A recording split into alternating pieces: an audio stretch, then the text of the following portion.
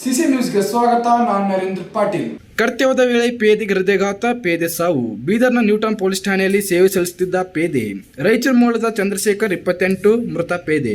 ಮೂಲತಃ ರಾಯಚೂರು ತಾಲೂಕಿನ ತೆಲಮಾರಿ ಗ್ರಾಮದ ಚಂದ್ರಶೇಖರ್ 2018ರ ಬ್ಯಾಚ್ನಲ್ಲಿ ಪೊಲೀಸ್ ಇಲಾಖೆಗೆ ನೇಮಕವಾಗಿದ್ದು ಪೇದೆ.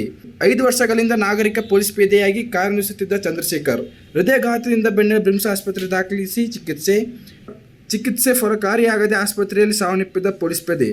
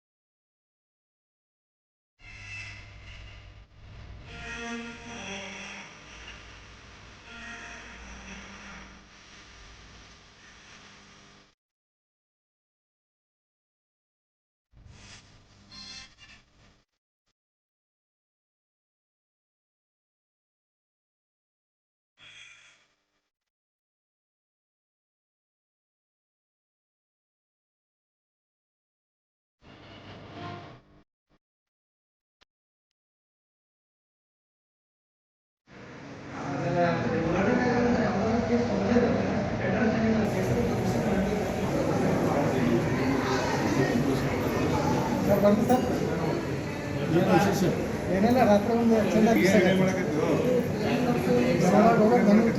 ಅಲ್ಲಿ ಯಾರು ಮಗ ನೋಡ್ಕೊಂಡು